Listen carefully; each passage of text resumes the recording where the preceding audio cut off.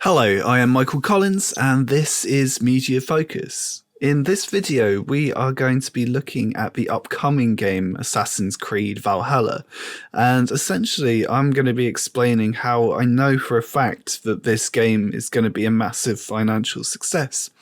Now, this isn't because I'm a clairvoyant or a fortune teller or anything like that. I'm just simply looking at the marketing strategy and looking at the type of game that Ubisoft are creating.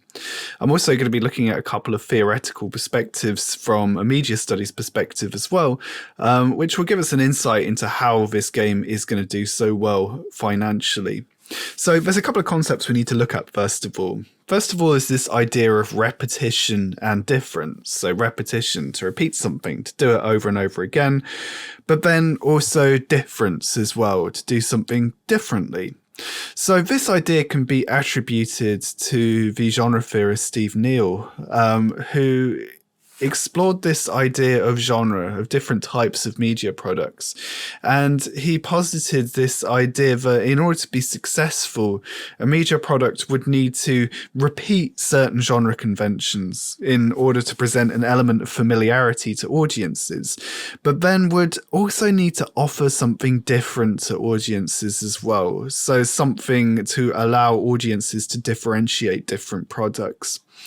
And this is something which Ubisoft are quite clearly demonstrating with the Assassin's Creed Valhalla game, which we're going to see over the course of this video. We also need to consider this idea of the minimization of risk and the maximization of profit. And there's a couple of theorists that we can attribute this to. Most importantly, David Hesmanhull, who argues that media industries are essentially set up in order to do things in the least risky way possible, to keep doing the same thing over and over again, essentially, in order to make sure that things make profit.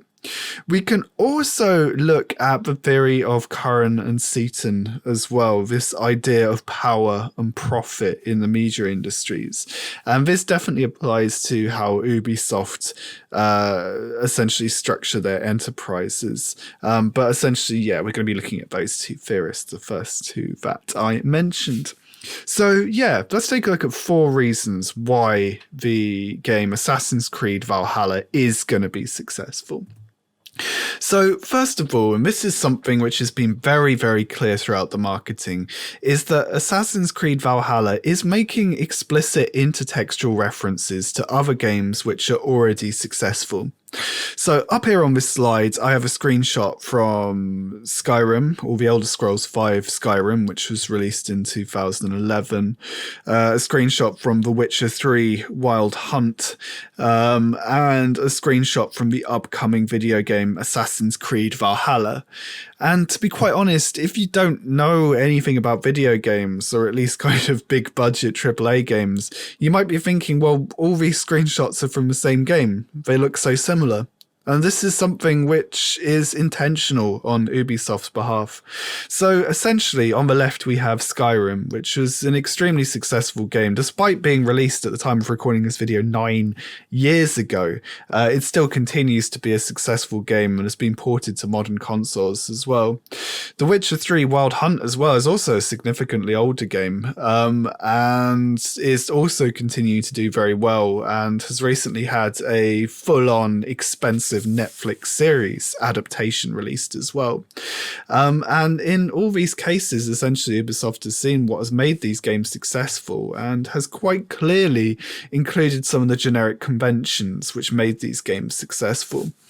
The most important thing to note here is the setting of these 3 games. All 3 of these games take place in a broadly Nordic, ice-filled kind of Viking setting. The Witcher 3, which is a very, very significant, even breakthrough or surprise success, is a Polish game and does pay a lot of attention to Eastern European kind of myths and legends. And Ubisoft quite clearly paid attention to this, and have presented a game which takes in a lot of Nordic mythology, and also has that kind of very attractive, very big selling icy Nordic setting as well. So Assassin's Creed Valhalla makes intertextual references to other games like Skyrim and The Witcher 3 in order to make sure that this game is going to be extremely popular. Another thing which Assassin's Creed 3 Valhalla will do is that it will demonstrate what we know as generic fluidity. So we can apply Steve Neale's theory to this again. So Steve Neale doesn't just say that genres are always the same, but actually he argues that genres are fluid and that they change over time. So if we think about this word fluidity, the word fluid comes from the Greek or Latin flumines, which means river. And it's this idea that genres will flow and will change over time. So what we've seen from the announcements which Ubisoft have made for Assassin's Creed Valhalla is that this game is going to be truly open world. So by which I mean you have a world in which you can explore, in which you can go around, in which you can do things. And it's also going to have elements of multiplayer in it as well. And the reason for this is not because they're doing something new and exciting necessarily. The reason for this is that other games recently have included open world and multiplayer aspects and have been extremely successful because of it. Now, Assassin's Creed, the series, has very, very much been a single player experience. You play it by yourself. However, certain games as broad as something like Fortnite or Player Unknown or something like that, or even something like Dark Souls, which allows audiences to play and interact and fight against other people, have been extremely successful. So it's quite clear from the marketing campaign that Ubisoft are getting in on that and will apply a multiplayer aspect to it. But also they've demonstrated that Assassin's Creed Valhalla is going to have open world aspects as well, which is clearly going to appeal to fans of this genre of video games. However, Assassin's Creed Valhalla isn't just going to be mixing things up. It isn't just going to be changing the template. And there are certain things which the Assassin's Creed series does, which are extremely popular with niche fans. Okay, so right here, we're not just talking about the mass audiences. We're talking about the hardcore fans, the kind of people that the fan theorist Henry Jenkins would be particularly interested in. Now, one secondary or ancillary reason why people can enjoy playing the Assassin's Creed games beyond their story and the stealthy, violent aspect of them is that these games have a significant amount of historical accuracy in them. Now, these games obviously do take a lot of artistic license, but for example, in the game Assassin's Creed Unity, which features an extremely intricate representation of Notre Dame Cathedral, it was so well done and it was so significantly historically researched that actually after a significant part of Notre Dame Cathedral burnt down the other year, the data from Assassin's Creed Unity was actually used partly to help to rebuild the cathedral. That's the level of historical accuracy that the developers have gone for. So I've just got a screenshot here from a fan blog of someone who's particularly into the Assassin's Creed series, but is also particularly into, as he says here, he is a massive Viking nerd. And this guy is getting particularly excited about the new Assassin's Creed game. So this level of historical accuracy allows the Assassin's Creed series and Ubisoft to target niche and hardcore audiences who are playing these games not just for their action or multiplayer elements, but also the idea that you will be getting hold of a history lesson. And there's all kinds of stuff that you can do. And there's even modes within Assassin's Creed games where essentially you can just go off and explore the city and just learn stuff and completely ignore all the action, which gives audiences different ways to play. So quite clearly, Ubisoft have their eyes on multiple different audiences. The final reason why Assassin's Creed 3 Valhalla will be particularly important and it will make so much money is because it is not just coming out on the current generation of consoles, it is also coming out on the next generation of consoles as well. So on the left, we have a screenshot of the Xbox One, which is the current generation of consoles, and on the right we have an image of the Xbox Series X, which is the new generation of consoles. Both of them obviously to the untrained eye look like an enormous ugly black box, but don't worry, they are different consoles and they do different things.